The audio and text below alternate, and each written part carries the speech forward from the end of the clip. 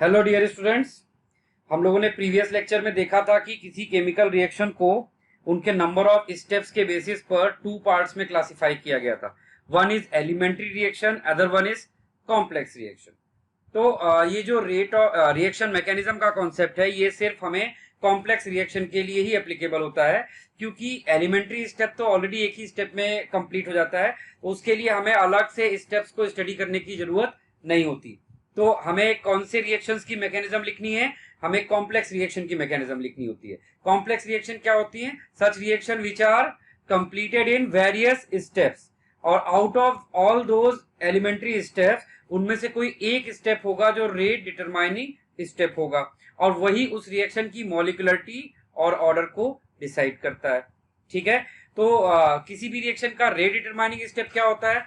किसी भी रिएक्शन का रेट डिटरमाइनिंग स्टेप उस रिएक्शन का सबसे स्लो स्टेप होता है। ठीक है, चलिए अब यहाँ पर एक एग्जांपल से रिएक्शन की मैकेनिज्म को एक्सप्लेन किया जा रहा है। फॉर एग्जांपल जैसे यहाँ पर लिखा है 2NO प्लस 2H2, और ये रिएक्ट करके हमें क्या दे रहा है? N2 plus 2H2। यहाँ पर देखिए बैलेंस इक्वेशन में जो स्टोइचियोमेट्रिक कोएफिशिएंट है वो 4 है, लेकिन वो इस रिएक्शन की मॉलिक्यूलरिटी को डिसाइड नहीं कर रहा है। तो ध्यान रखिएगा, किसी भी बैलेंस कॉम्प्लेक्स रिएक्शन में जो स्टोइचियोमेट्रिक कोएफिशिएंट होता है वो इट इज नॉट नेसेसरी कि वो आपका उस रिएक्शन की मॉलिक्यूलरिटी को डिसाइड करेगा, वो डिपेंड करेगा स्लो स्टेप की मॉलिक्यूलरिटी या स्टोइचियोमेट्रिक कोएफिशिएंट पर। चलिए, तो अब देखिए इस रिएक्शन का रेट लॉ जो है वो ये है, R is directly proportional to the active mass of NO का square into active mass of H2 की पावर 1। यहां से आपको ऑर्डर क्या मिल रहा है? 3, एंड मॉलिक्यूलरिटी भी कितनी दिख रही है? 3 दिख रही है।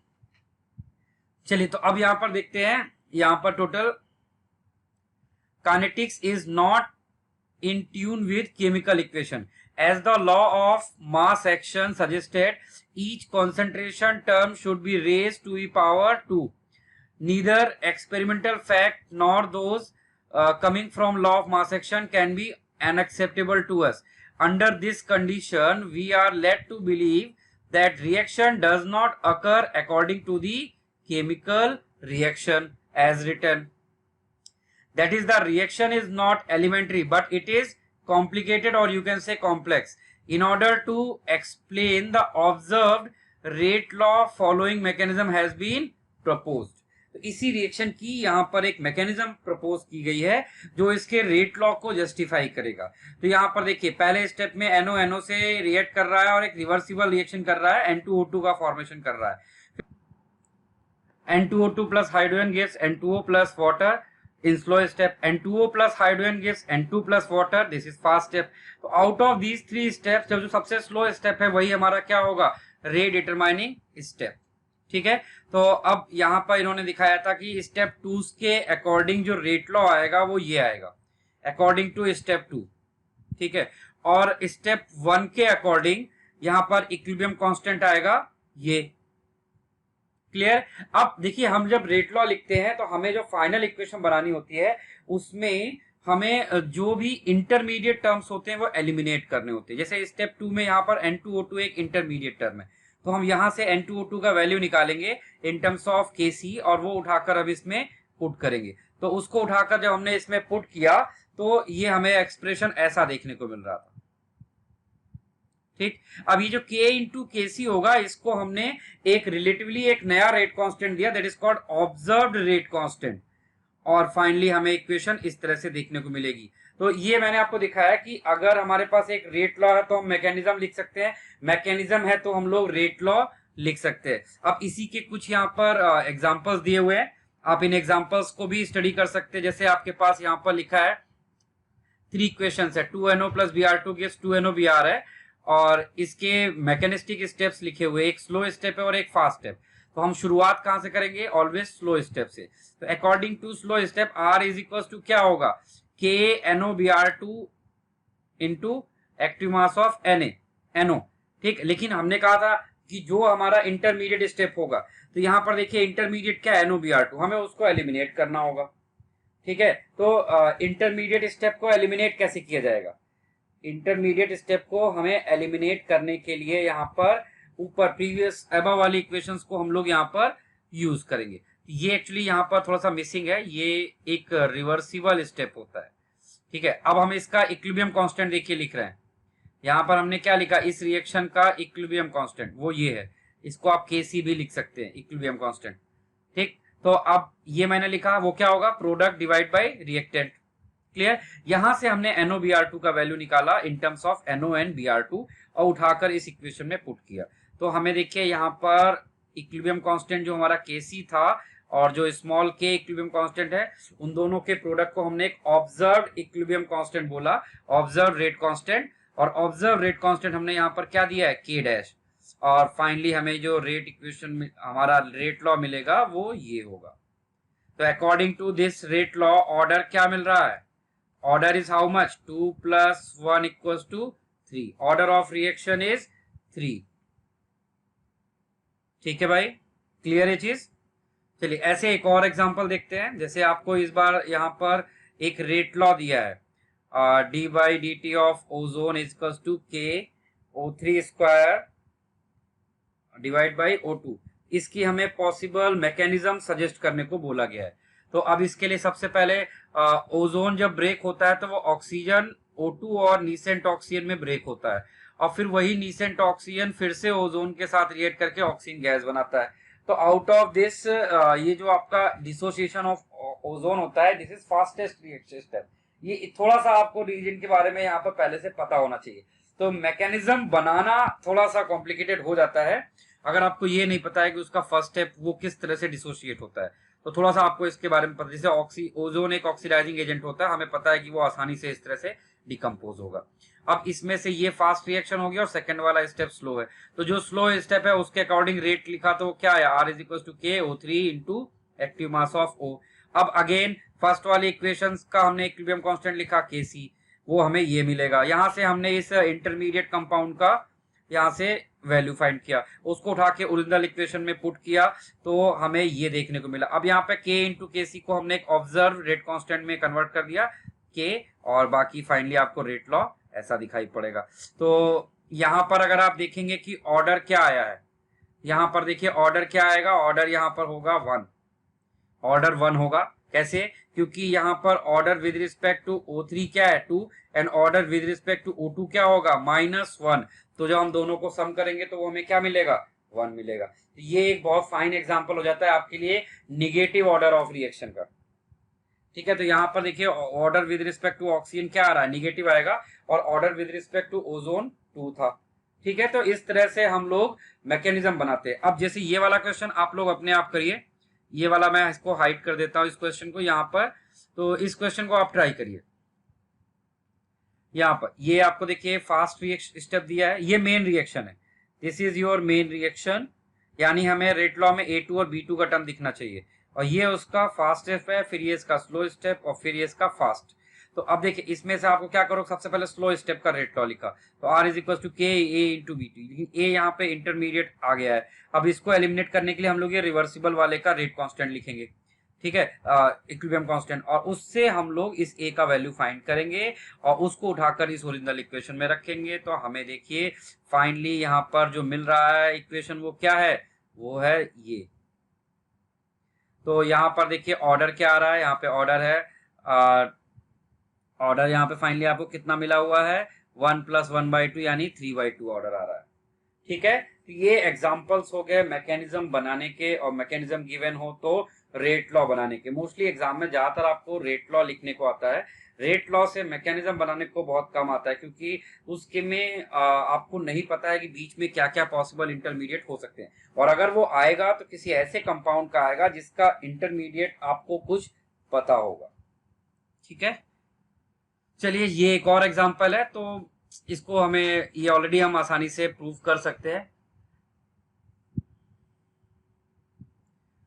चलिए अब इसके बाद हम लोग, ये हमारा क्या कंप्लीट हो गया है, ये हमारा हमने कैसे मैकेनिज्म बनाना है और कैसे रेट लॉ वगैरह बनाना होता है, ये मैंने उस चीज के बारे में आपको थोड़ा सा बताया। अब हम लोग जाते हैं टाइप्स ऑफ एलिमेंट्री रिएक्शन। तो एलिमेंट्री रिएक्शन बेसिकली 3 टाइप्स की होती है। एलिमेंट्री रिएक्शन बेसिकली कितने टाइप के होते हैं, 3 टाइप्स के होते हैं, पैरेलल, रिवर्सिबल और सीरीज। पैरेलल, रिवर्सिबल और सीरीज। तो सबसे पहली टाइप की हम लोग एलिमेंट्री रिएक्शन देख रहे हैं, वो है हमारी पैरेलल रिएक्शन। पैरेलल रिएक्शन जैसा कि नाम से ही दिख रहा है कि दो रिएक्शन यहाँ पर पैरेलल हो रही होंगी। तो जैसे यहाँ पर दिखाया रिएक्टेंट ए है, रिएक्टेंट ए कन्वर्ट हो रहा है बी में with rate constant K1, reactant A he convert हो रहा है सी में विद रेट कांस्टेंट K2। और अगर हम यहाँ पे ग्राफ बनाएंगे कॉन्सेंट्रेशन वर्सेस टाइम का, तो आप ग्राफ में देखेंगे ए यहाँ रिएक्टेंट है, टाइम के साथ उसका कॉन्सेंट्रेशन डिक्रीज कर रहा है, और बी यहाँ पे बी और सी प्रोडक्ट है तो टाइम के साथ उनका कॉन्सेंट्रेशन इंक्रीज कर रहा है। ठीक है, तो ये यहाँ पे ग्राफिकली हमें शो किया गया है। इस तरह की रिएक्शन को हम लोग बोलते हैं पैरेलल रिएक्शन। क्लियर है चीज? तो अब देखिए हम लोग यहाँ पर क्या करेंगे, इस जगह पर इस पूरे प्रोसीजर को एक आराम से ऑब्जर्व करते हैं और इस पूरे डेरिवेशन को समझते हैं, क्योंकि इसका जब क्वेश्चन आता है तो अगर आपने डेरिवेशन एक बार समझ लिया है तो आप बहुत आसानी से उसको सॉल्व कर सकते हैं। ठीक है, चलिए शुरू करते हैं इसको। तो these are the reaction in which a reacting species do not follow a particular path of a particular set of product. It follows one or more path to give different product. तो यहाँ पर reactant A follow two different path for B and C. The change in concentration of A, B, C given below in diagrams. Initial concentration of A is A mole per liter. Says the amount transferred in time t is x मोल पर litre. तो amount कितना transform हो गया, उस ए का x amount ट्रांसफॉर्ड हो गया है t टाइम में।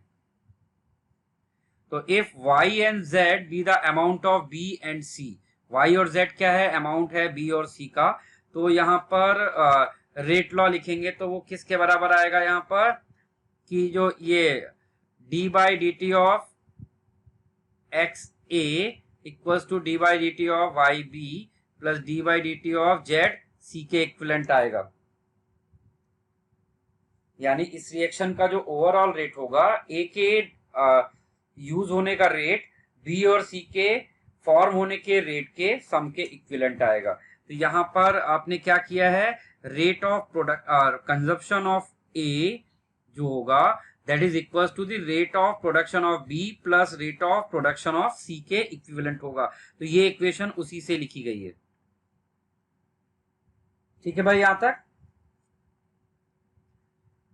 फिर अलग अलग भी उनको शो करके दिखाया गया। Now if the reaction is unimolecular and K1 K2 are the rate constant for the formation of B and C from A, then the rate of formation of Y is d by dt of YB equals to K1 time A minus X, and rate of formation of Z is d by dt of ZC is equals to K2 time A minus X। ठीक है, तो यहाँ पर rate of production of rate of consumption of A क्या हो जाएगा, D by D T of X A equals to K1 A minus X plus K2 A minus X. तो यहां से आप A माइनस एक्स कॉमन ले लीजिए तो ये क्या बन जाएगा, K1 plus K2 A minus x. Clear है? और इस K1 प्लस K2 को हमने कलेक्टिवली एक नया रेट कांस्टेंट दिया है K। तो आपको ये रिलेशन क्या मिल रहा है, D by D T of X A is equal to K times A minus X होगा। ठीक है, तो इस तरह से ये जो आपने डिराइव किया है यहाँ पर वो क्या आया है, ओवरऑल रेट कांस्टेंट। तो आपको यहाँ पर देखिए याद क्या करना है, आपके लिए ये ओवरऑल रेट कांस्टेंट ये आपको याद होना चाहिए, इसकी आपको वहां पर जरूरत पड़ती है क्वेश्चन सॉल्व करने के लिए।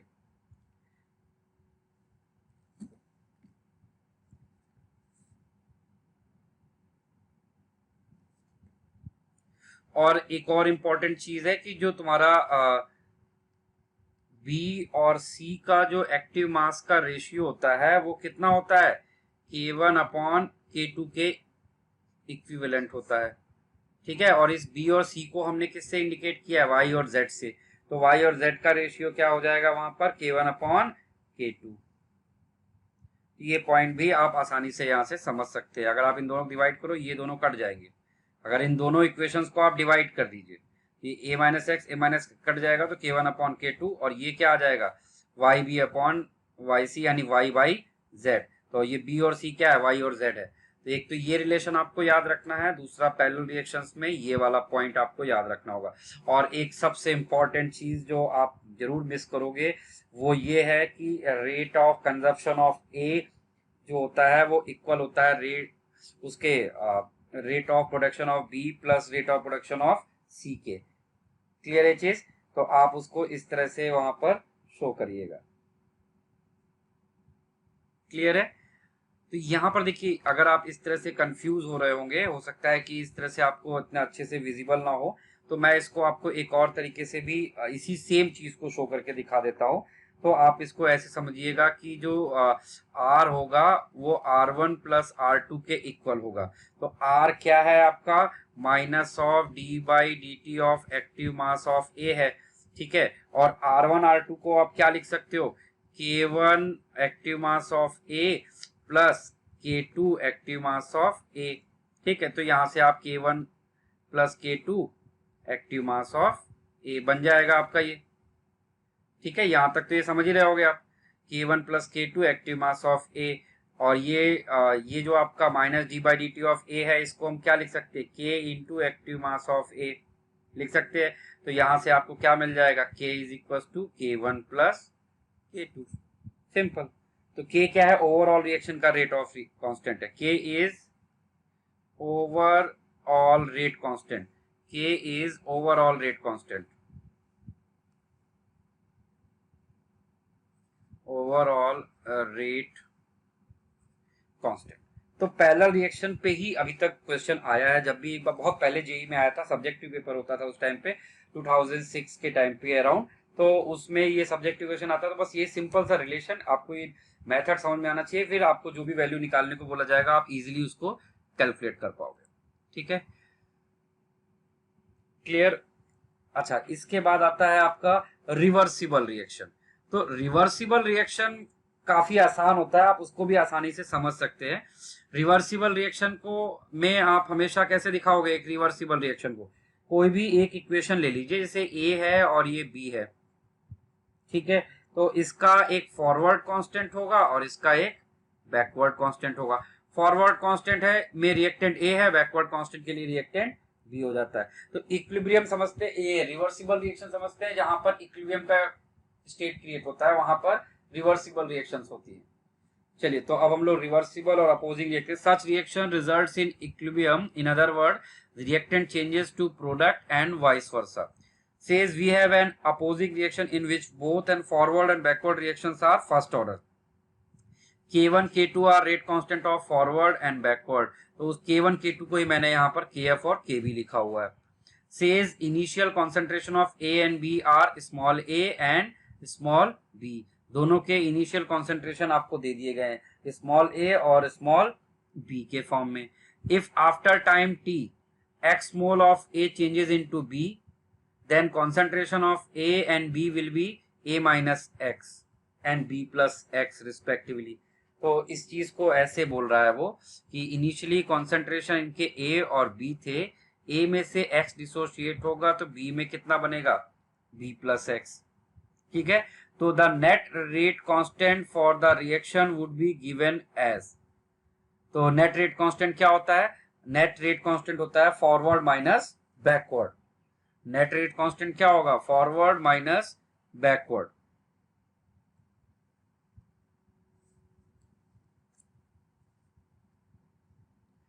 तो यहां पर आप इसको ऐसे थोड़ा सा क्लियर वर्ड्स में लिख लेंगे तो अच्छा रहेगा कि जो भी आपका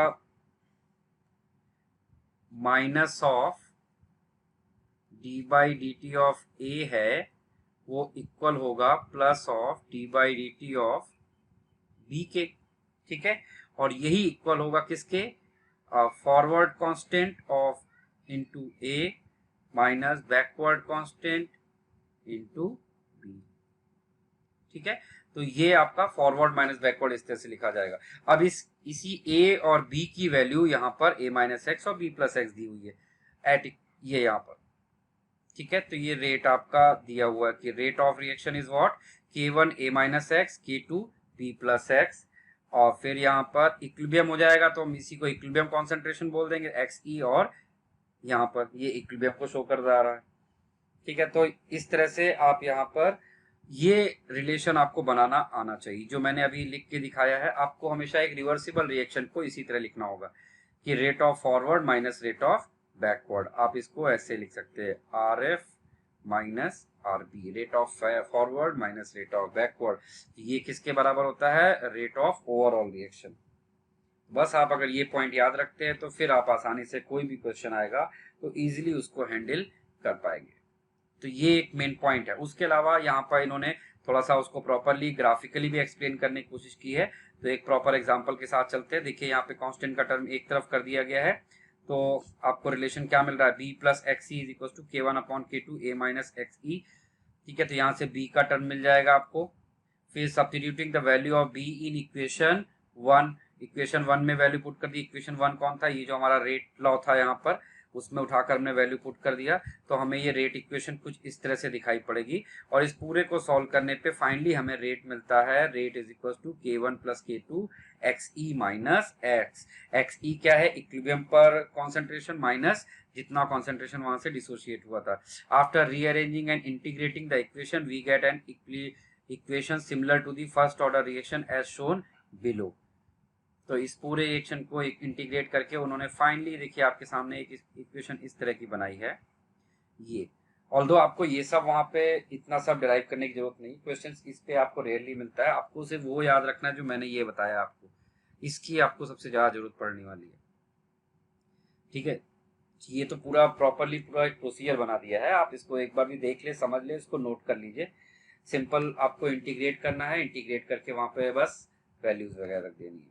इसको x0 से x में इंटीग्रेट किया गया और इसको 0 से t में इंटीग्रेट किया गया और फिर उसके बाद आपके सामने एक्सप्रेशन। और ये एक्सप्रेशन बिल्कुल फर्स्ट ऑर्डर की तरह आ रहा है। तो ये जो आपको भी बताया गया है फर्स्ट ऑर्डर रिवर्सिबल रिएक्शंस के लिए बताया गया है।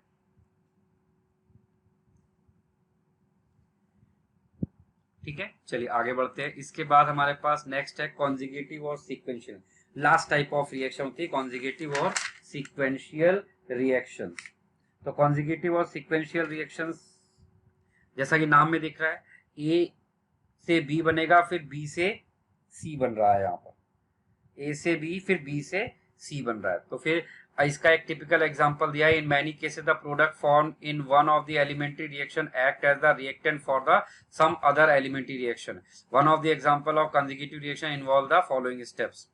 फिर let the initial concentration of A be A naught, let after time the concentration of A, B and C will be capital A, capital B, capital C, और जो initial concentration होगा वो इन तीनों के सम के इक्विवेलेंट होगा,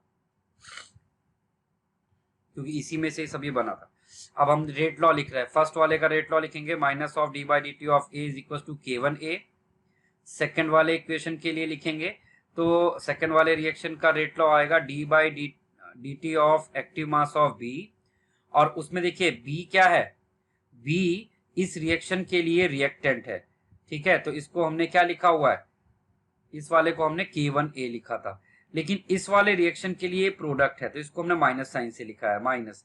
और यहां पर जो रेट लॉ यूज किया है वो क्या था? k1-b।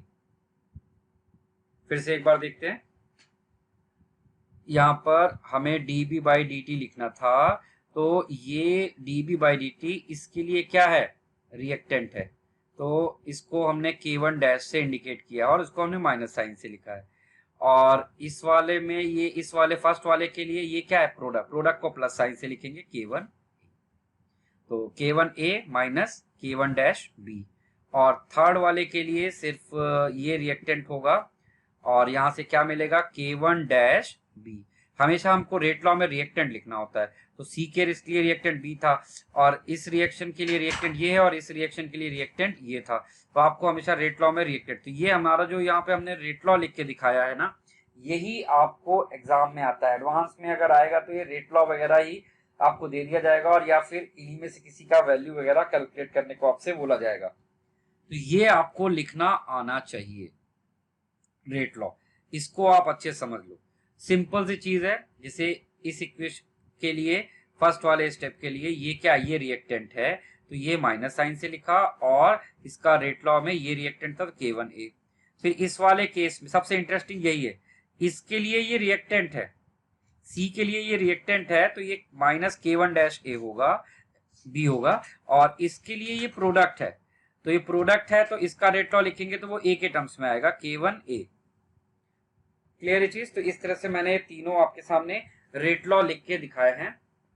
अब उसके बाद आगे इनकी बहुत सारी सॉल्विंग की गई, लेकिन बहरहाल आपको इतनी की जरूरत नहीं होती है। आप बस खाली समझ लीजिए कि यहाँ पर क्या हो रहा है। यहाँ पर इनको इंटीग्रेट किया गया इक्वेशन 2 को, तो आपको इंटीग्रेट, ये हमने फर्स्ट ऑर्डर में डिराइव किया था, ये बिल्कुल वही है, c is equal to C not E to the power minus K T. और फिर इस substituting the value of a from equation 5 into equation 3 में पुट कर दीजिए इसको। ठीक है भाई, एक इक्वेशन 3 में पुट कर दिया है, और हम सॉल्व करके हमें क्या मिल रहा है, सॉल्व करके हमको यहाँ पर इक्वेशन ऐसी दिखती है। ठीक है, तो ये एक बहुत काफी लेंदी सी सॉल्विंग है, आप इसको चाहो तो नोट कर सकते हो, बहरहाल इसकी आपको कोई जरूरत नहीं होती क्वेश्चन सॉल्व करने में। ठीक है, अब मैं आपको वो दिखाता हूँ कि इसके क्वेश्चन आते कैसे हैं, इसका क्वेश्चन आता कैसा है और आपको उसको यूज कैसे करना होगा। बहुत सिंपल सा मैं आपको दिखाता हूँ कि कैसे क्वेश्चन आते हैं। देखिए इसके क्वेश्चंस कैसे आएंगे,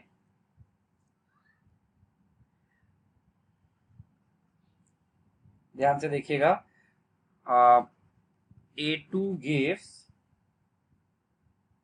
सॉरी A2 नहीं है यहाँ पर, ये है, हमने लिया है यहाँ पर।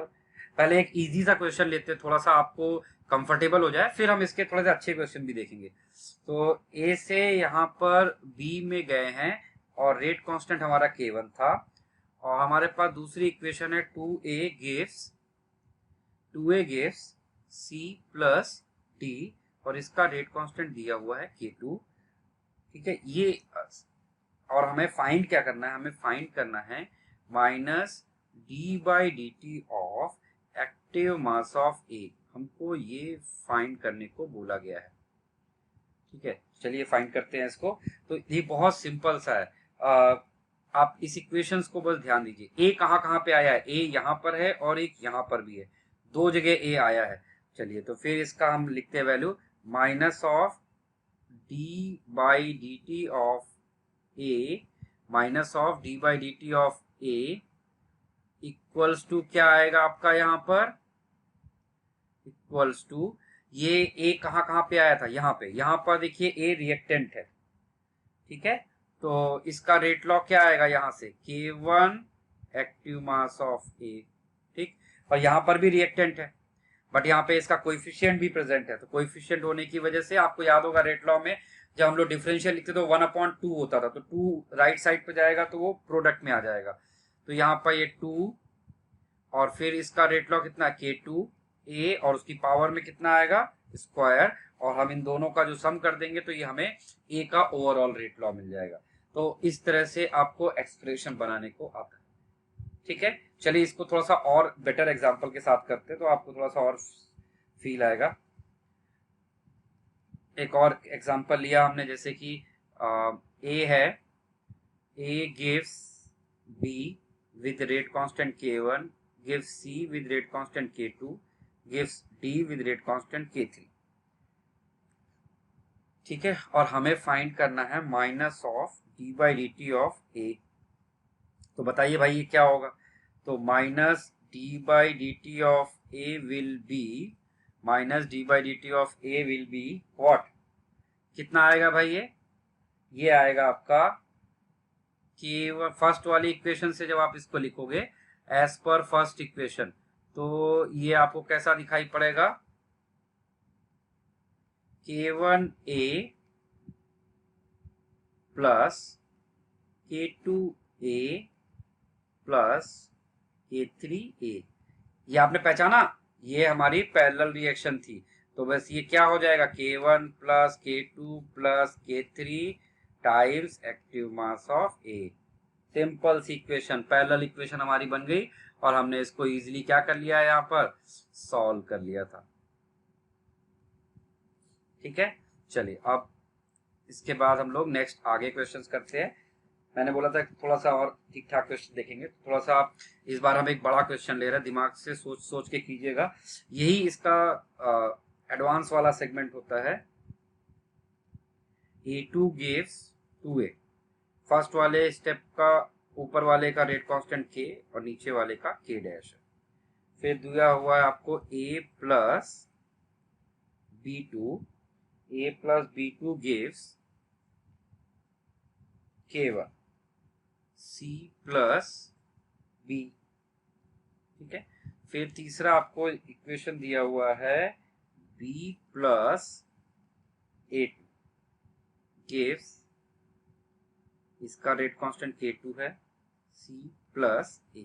हमें ये चार चीजें गिवन है और देखिए हमें फाइंड क्या करना है, हमें फाइंड करना है minus of D by D T of a2 find करने को आएगा कितना, एक तो ये फाइंड करना है, दूसरा हमें फाइंड करने को आएगा minus of D by D T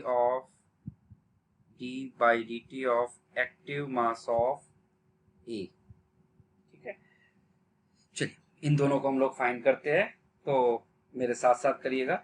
सबसे पहला जब आप फाइंड करने जा रहे हैं तो आप हमेशा ये देखिए कि वहां पर जो कंपाउंड दिया है जिसके बारे में आपको बताना है, हमें यहाँ पर A2 के बारे में बताना है, तो ये जो A2 है ये कहाँ कहाँ पे दिख रहा है। A2 आपको देखिए कहाँ पर दिख रहा है, सिर्फ फर्स्ट वाली इक्वेशन में दिख रहा है, फर्स्ट वाली इक्वेशन में नहीं, थर्ड वाले में भी है, फर्स्ट और थर्ड दो जगह दिख रहा है। तो पहले देखो ये रिवर्सिबल रिएक्शन है, रिवर्सिबल रिएक्शन में आपको मैंने रेट लॉ लिखा दिखाया था, फॉरवर्ड माइनस बैकवर्ड होता था, याद आया, फॉरवर्ड माइनस बैकवर्ड। तो फॉरवर्ड के अकॉर्डिंग ये क्या हो जाएगा आपका यहाँ पर के एक्टिव मास ऑफ A2, ठीक, और माइनस बैकवर्ड, बैकवर्ड कौन है, ये वाली रिएक्शन, लेकिन ये कोएफिशिएंट है तो यहाँ पे इधर 1/2 में जाएगा, 2 उधर मल्टीप्लाई हो जाएगा तो ये 2 हो जाएगा, 2। फिर उसका इसका रेट कांस्टेंट कितना है k डैश, फिर उसके बाद एक्टिव मास ऑफ A और फिर स्क्वायर। तो ये हमने इस स्टेप से लिखा, और उसके अलावा A2 यहाँ पर भी है और यहाँ पर भी क्या है, वो रिएक्टेंट है। ठीक है, तो इसका रेट लॉ क्या आएगा भाई, इसका रेट लॉ यहाँ पर आएगा plus K2 active mass of B into active mass of A2। ये हमारे फर्स्ट वाली इक्वेशन का रेट एक्सप्रेशन आएगा ओवरऑल। ठीक है, अब देखिए बी वाले का करते हैं, तो बी वाले में देखिए हमें ए के बारे में बताना है। ए जरा देखिए कहाँ कहाँ पे है, ए मैंने इसीलिए पिक किया क्योंकि इसमें आप मैक्सिमम यूज कर पाओगे इस चीज का। ए देखिए फर्स्ट में भी है, सेकेंड में भी है और थर्ड में भी है, यानी उन तीनों जगह से हमको इसको यूज करना है। ठीक है भाई, चल तो अब हम उसको भी लिखना शुरू करते हैं। तो ये आपको कैसा दिखाई पड़ेगा यहाँ पर,